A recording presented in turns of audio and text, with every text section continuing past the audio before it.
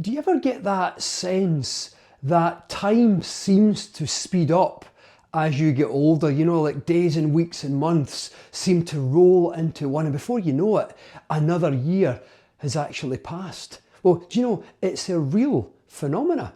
Not time itself, time physically doesn't actually speed up, but our subjective sense of it does actually speed up as we get older. And now there's two things going on. The first one is psychological, and the second one is neurological. So the psychological bit is the fact that as we get older, a set span of time becomes a smaller and smaller proportion or ratio of the entire length of our life up to that point. Let me explain. So when you're 10 years old, a year, for example, is a tenth of your entire life up to that point, or 10%.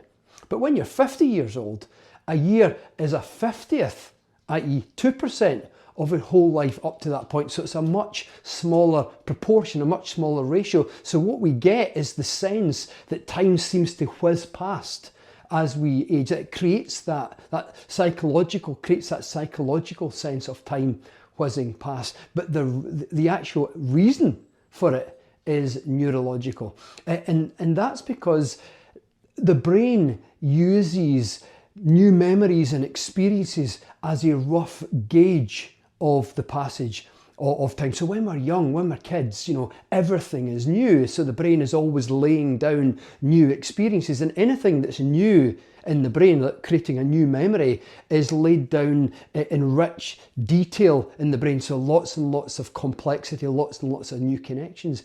But as we get older, and we're not really doing as many new things because we're repeating the same things, we get into our routines and our habits, then there's fewer, as the days and weeks and months and years go past, there's fewer of these brand new novel experiences. So there's not as much new complexity and richly encoded memories getting laid down. So what we get is a sense that time kind of skips faster in between the sort of meaningful events in our life. And the reason why we get the sense of time skipping is because if the brain is using new experiences and new memories as a rough gauge of the passage of time, and that they're laid down in great complexity in the brain, things that we do routinely, like, you know, we go to work the same route all the time, we do the same things, we get into our routines and our habits.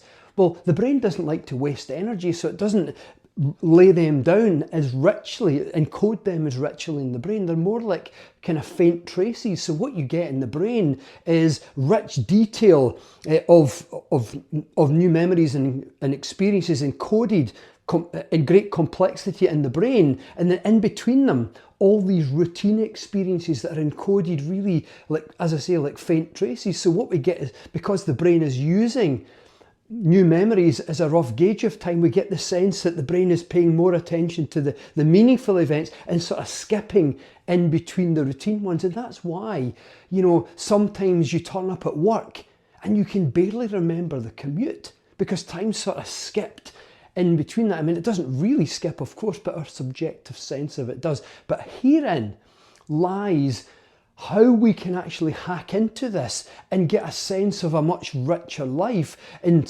the seeming sense of time actually slowing down is by increasing the experience of new things, so doing new things. So for example, there's three real things that you can do at any time in your life. The first thing is to do something different. You know, do something you've never done before. You know, learn a language. You know, lots and lots of adults I know learn a new language for the first time, sometimes when they're much, much older. And that helps you in a number of different ways, not just in sense of encoding new memories and slowing down your perception of time, but it helps your mental health and a whole range of other things. But, you know, learn a new language, learn a new dance, you know, study something, take up a sport, you know, something that you're able to do given the circumstances and conditions of your life. Take up yoga, for example. The other thing you can do is vary your routine a little bit. If there's things, logically as an adult, there's things that you have to do, maybe how you do the things you can vary a little bit. Like for example, if your commute to work goes from here to here to here along a particular route or set of streets, vary it a little bit if you can, drive a different street or even just do something different. Park your car in a slightly different place, walk a slightly meandering route to the car, just anything to play around with the idea. If you have a set routine, let's say you clean a bit of the house and then you do your shopping, just rotate it around, do your shopping and then clean a bit of the house, vary even some of the ingredients you use and some of the meals you cook, but just create a bit more variation within your current routine, whatever your routine actually is.